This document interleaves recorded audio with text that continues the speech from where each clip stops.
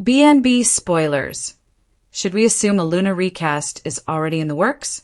The bold and the beautiful BNB spoilers show that busy Lisa Yamada, Luna Nozowa, has spoken about her character's allegedly fatal exit. In a social media post, Yamada talked about her experience playing Dingbat Luna, and she had a message for fans. First off, let's recap in case you missed it. Deputy Chief Bradley Baker, Dan Martin, confirmed Luna's demise in the November 21st episode. Luna escaped jail in a dirty laundry cart and hightailed it to the beach house to reunite with her baby daddy, Will Spencer Crew Morrow. Is Luna really dead? After she professed her undying love, the cops and assorted relatives descended on the house, resulting in Luna racing away in the foggy night. Everyone but Will chased her, and for all intents and purposes, it appears that Luna was hit by a car and died. Yamada posted behind-the-scenes content and had this to say: "So many tears shed, blood spilled, friendships formed, and memories made on it, bold and beautiful. What a ride it's been. Hope you enjoyed the adventures. Love, #lunatic forever." Can Luna return to LA?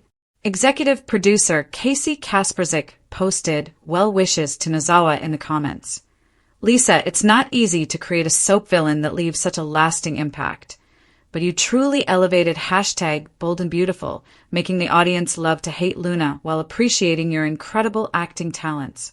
Thank you for everything." That certainly sounds like a sincere farewell, but soaps are notorious for bringing back characters from the dead. What happens next on the LA-based Sudzer? Yamada's co-stars chimed in as well, with Lawrence St. Victor, Carter Walton, writing, "You're an absolute warrior." To carry story the UA did, and command the screen is nothing short of amazing. To play the innocent ingenue, then the evil villain, to the broken character that just wants to be loved. Chef's kiss. You're amazing. Rebecca Budig, Taylor Hayes, posted, "Wish I could have done more with you, girl. They threw so much at you, so many words, so much emotion, and you rocked it all." It sounds like Luna is truly gone, but the body wasn't shown on screen, leaving many viewers to speculate that Luna will one day return. Fans have speculated that Lisa Yamada is busy with other projects and may not be able to return to the show. The streets of Los Angeles were unusually quiet outside the Forrester Creations building, but inside the walls of the legendary fashion house, chaos still echoed like a haunting melody. Luna Nozowa's disappearance, first rumored as an escape, then a tragic death, then a whirlwind mystery, had turned the city into a frenzy of speculation. Now, whispers were growing louder. Was the bold and the beautiful already planning to recast Luna? Nobody wanted to believe it, not yet, not when her storyline still felt so unfinished, so raw, so drenched in unanswered questions.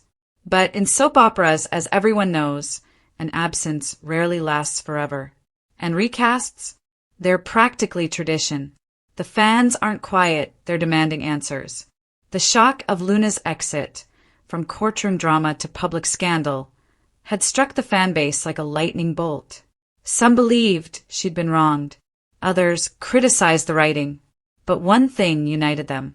The story wasn't done. Liam Spencer had been seen pacing the halls of Spencer Publications more in the last week than in the entire past year. R.J. Forrester was restless, sunk into memories and what-ifs. Even Poppy Nozowa, who once carried herself with mystic calm, had become a storm in human form. Something about Luna's absence wasn't sitting right. And now the gossip across fan communities was trending everywhere. Is a Luna recast already happening? The speculation wasn't baseless, not when there were signs. Behind closed doors at Forrester Creations, Hope Logan slowly closed her office blinds and whispered to Thomas in a cautious tone, "Have you seen the new casting documents on the printer?" Thomas blinked, confused. Casting documents? We're not working on a new campaign yet. Hope pressed her voice lower, like someone guarding a national secret. It wasn't for a model. It was for a character named Luna. Thomas's face changed. Not anger, not relief, something in between. A recast? Already? But RJ didn't know. Poppy didn't know. Bill Spencer certainly didn't know. Yet someone did. Someone was already preparing for Luna's return. Just not the Luna anyone remembered. RJ's turmoil. Love doesn't end just because someone's gone. RJ Forrester had always been light-hearted, steady, kind, different from the complicated love history of his father, Ridge. But Luna had changed him. She had been his first true love, real love, not harmless flirtation or youthful curiosity. Her laughter, her unpredictability, her wounds and resilience, they shaped a future he believed in. And now she was gone. Whether running, hiding, or worse, RJ had lost her. He stared at one of her unfinished design sketches, clean lines, elegant concept, fierce creativity. A note scribbled beside it in Luna's handwriting read, "What if perfection isn't symmetry but intention?" It hit him like a punch. Hope walked into the design office softly, watching RJ try to breathe through grief. "You're not okay," she whispered. RJ didn't look up. "She didn't get to finish her life," he said. "She didn't get to finish her story." Hope placed a gentle hand on his shoulder. "So maybe it's not finished." For the first time in days, RJ blinked, not in pain but in possibility. Bill Spencer, suspicious or strategic. Bill Spencer wasn't a man who accepted uncertainty. He didn't tolerate half-truths, and he despised loose ends. And Luna Nozawa. She was now the biggest loose end in Los Angeles. His connection to Poppy had started as a rediscovered romance, but Luna, her daughter, her energy, her youth, had created a family dynamic Bill never expected to want. He slammed a file onto Justin Barber's desk. "Someone is lying," Bill growled. "People don't just vanish. Not in this city, not in my orbit." Justin raised a brow. "Are you thinking conspiracy?" Bill leaned forward, voice dropping. "I'm thinking someone doesn't want Luna found." And then he said it, the thought nearly everyone was afraid to say aloud. What if Luna isn't the one missing? What if someone is replacing her? Justin exhaled sharply. A recast, a mimic, a setup. Bill Spencer wasn't done, not until he knew every truth, every motive, every hidden betrayal. Poppy's breakdown, a mother's fear or guilt. At the Nozawa apartment, Poppy stood frozen in the doorway of Luna's room. Her daughter's perfume still hung in the air, faint jasmine and vanilla, soft, gentle, unforgettable. She sank to the floor beside Luna's bed and pulled a cardigan from under a pillow. She held it to her face and cried. Deep, silent, body-breaking tears. Lee Finnegan entered quietly, her voice firm, yet surprisingly gentle. "You have to stop this." Poppy's voice cracked. "She's my child." Lee kneeled beside her. "And I'm trying to protect yours." Poppy looked up, eyes red, voice shaking. "Do you think Luna's alive?" Lee hesitated. Then, "Yes." Poppy gasped, half relief, half disbelief. Lee placed a hand on her shoulder. "But if someone is trying to recast her, replace her, it means Luna may be in danger." Poppy's sobs stopped instantly. Fear turned into steel. "No one replaces my daughter." Los had never felt colder, not to most people, but to those who once knew Luna Nozawa, the glittering heartbeat of Forrester Creations. The silence of her absence echoed louder than traffic on Sunset Boulevard. Rumor, grief, denial. Everyone handled the tragedy differently. Some swore they saw her ghost. Others whispered that the body wasn't hers. And then there were those who believed the story wasn't finished, that somewhere, somehow Luna Nozawa was still breathing. But the biggest question, the one whispered behind closed doors and passed from bold admirer to broken enemy, remained. Can Luna return to LA? Chapter 1. Shadows on the coastline. The coastline of Peru wasn't where anyone expected her to be. But here Luna sat, wrapped in a thin shawl, staring at a horizon she didn't recognize. The last memory she had was metal screeching, headlights blinding her and panic roaring in her chest. After that, darkness. The man who saved her, Dr. Emilio Vargas, had been patient but firm. Luna had been unconscious for days, her injuries severe, and most chilling, her memory fractured. She knew her name, but everything else? Fuzzy, broken, far away. "Are you ready?" Emilio asked softly, stepping beside her with a warm mug of herbal tea. Luna nodded, though nerves buzzed beneath her skin. "I think so. I need to know who I was." He gave a cautious smile. "Then today we begin." Chapter 2. A City Still Bleeding. In LA, the news cycle had slowed, but the hurt remained raw. R.J. Forrester stared at the closed office door of what used to be Luna's workspace. He begged Ridge to leave it untouched, at least for now. Every time he passed it, he paused, fingers grazing the doorknob as if she might suddenly open it from the other side. His mother, Brooke Logan, had tried distraction. His father, Ridge Forrester, tried logic. His sister, Hope, tried comforting optimism. But nothing broke through the ache. Not until he saw her necklace, a delicate silver crescent moon, being auctioned online. Too personal, too sudden, too suspicious. RJ's heart slammed against his ribs. "Someone has it. Someone knows something," he whispered. And for the first time in weeks, he felt hope. Chapter 3. The Message. Back in Peru, Luna's sessions had small victories. She remembered the scent of eucalyptus. She remembered sketching dresses. She remembered fighting with someone cold, controlling. Sheila. The name sent shivers down her bones, even if she couldn't place why. But then one morning, as she practiced breathing exercises, she heard a voice. Not a memory, but a recording. RJ's voice. A voicemail. "Luna, I don't know if you're alive, but if you are, come home. Please, I never stopped loving you." She dropped the phone. Her hands trembled. A memory sharpened. RJ smiling. RJ kissing her forehead. RJ whispering, "Forever." Her breath hitched. She knew him. She remembered love. And she remembered fear. Chapter 4. The Chase for Truth. RJ didn't wait for permission. He found the seller.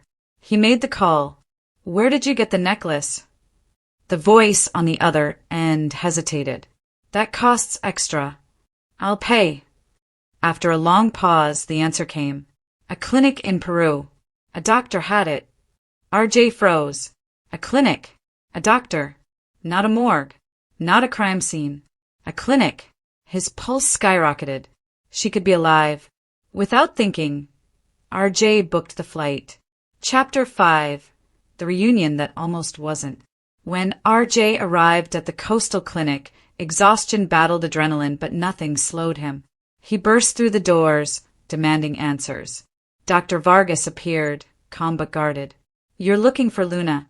RJ's breath caught. "So she is here?" "She was," Vargas replied, "but I had to move her." RJ stiffened. "Why?" "She was being watched," the doctor admitted. "Someone wanted to make sure she never returned." A chill crawled across RJ's spine. "Sheila," he whispered. Vargas didn't deny it. RJ swallowed hard, then pleaded, "Please, I need to see her." After a tense silence, Vargas handed him an address handwritten on an envelope. "Go now, before someone else gets there first." Chapter 6. The Past Returns. Luna sat in a small safe-house apartment, sketching without thinking.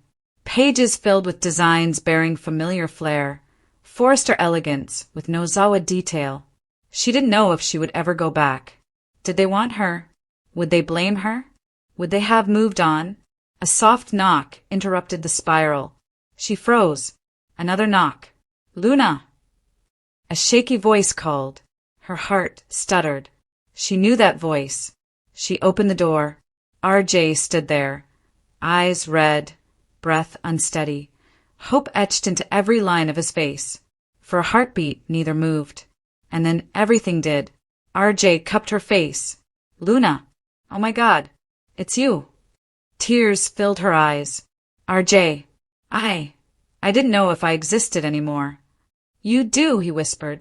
"And and I'm never losing you again. They fell into each other, and for the first time since the accident, the world felt right. Chapter 7. The Fight to Return. The journey back wasn't simple. Reports spread. Enemies stirred.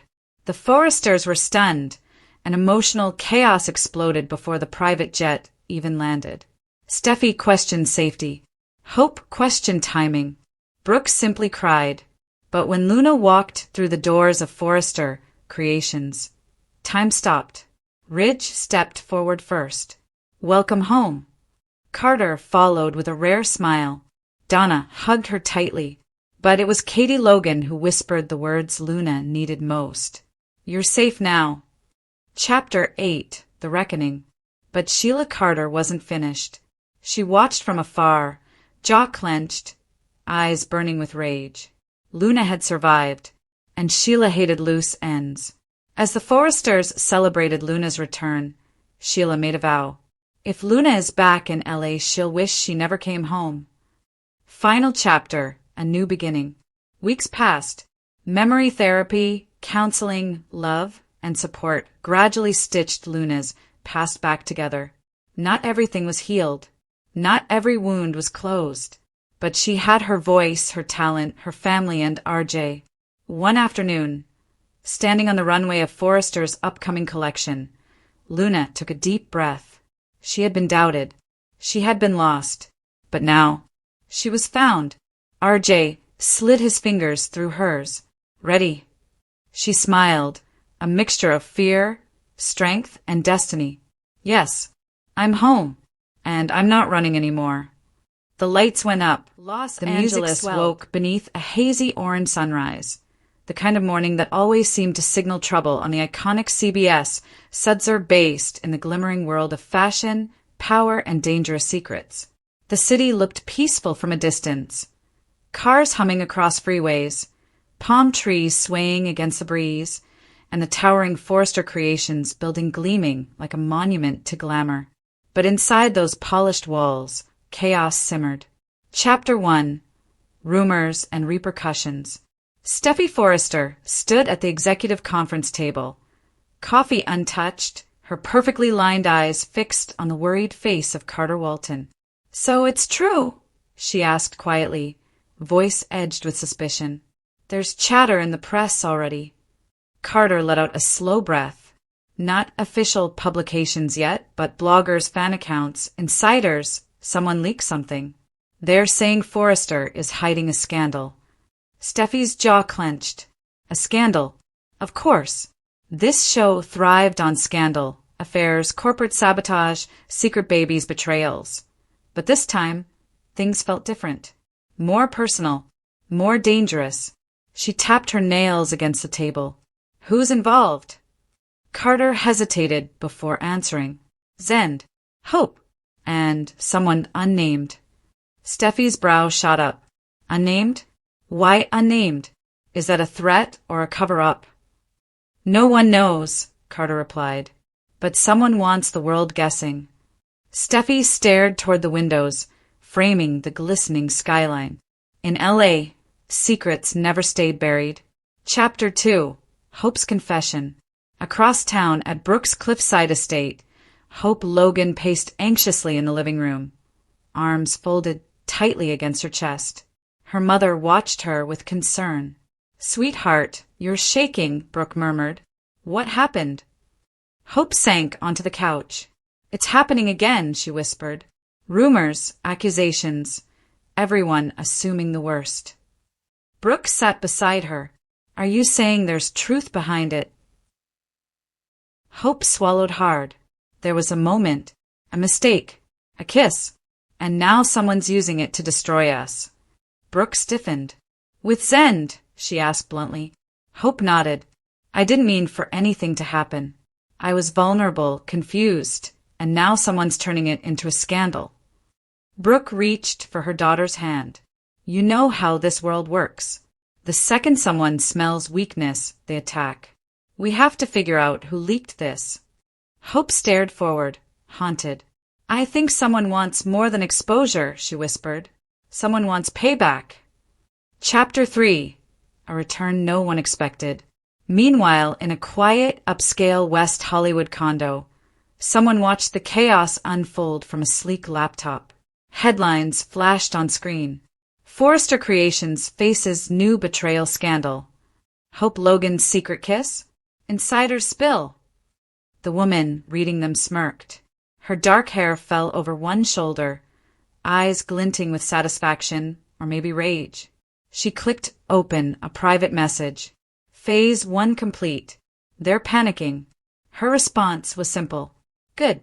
That's the point. Then she stood, walked to a mirror, and whispered to her reflection. LA forgot me, but not for long. Her identity remained hidden for now, but the city was about to remember her name. Chapter 4. Sparks and Suspicion. Back at Forrester Creations, Zen Dominguez stormed down the hallway, ignoring the whispered conversations and curious glances trailing behind him. He burst into the design studio, slamming the door. Okay, who did it? He growled. Hope, startled, looked up from a stack of sketches. Zend. No, he shook his head. This leak? This attack? Someone wants to paint us as villains again. Hope stood, voice trembling. We made a mistake, yes, but we don't deserve character assassination. Zen paced. It wasn't Thomas. He's furious, sure, but he wouldn't go public. Steffi? Maybe. But this feels too strategic. Too personal. Hope inhaled sharply. I think someone set us up, not revealed us. Zen froze. What are you saying? Hope looked him in the eye. That kiss was an accident. It felt like someone orchestrated the perfect moment. Zen frowned. Who would do that? Hope hesitated before answering. Someone who wants Forrester to fall or burn. Chapter 5. The mystery deepens. Later that afternoon, Ridge Forrester entered his office, frustration etched across his features. Tell me there's progress, he snapped at Steffi. She handed him a folder. Media outlets are circling. We need a statement before someone takes control of the narrative. Ridge rubbed his forehead. It's always something, isn't it? Steffi exhaled. This feels like someone targeting us, not random gossip. Ridge gave her a slow look. You're thinking what I'm thinking. Steffi nodded. A return. A revenge plot. Someone with a score to settle. Ridge sat down, leaning back. There are plenty of those. Chapter 6. The Confrontation. That evening, Deacon Sharp locked up his restaurant, ready to head home, when Shadow appeared near the back entrance. He stiffened. Restaurant's closed, he called. The figure stepped forward. Deacon's eyes widened. You. The woman smirked. Hello, Deacon. Miss me. He swallowed. You're supposed to be gone. Oh, I was, she replied coolly. But unfinished business has a way of dragging a woman back. Deacon stepped closer, lowering his voice. What are you planning? She leaned in, whisper soft but sharp as a knife. Justice. Chapter 7. Allies and Enemies.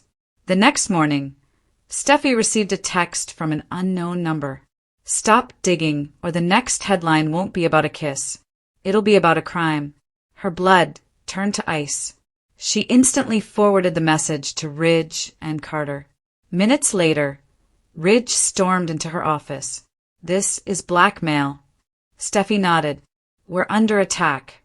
Ridge stared at the message again. This isn't random drama. This is warfare.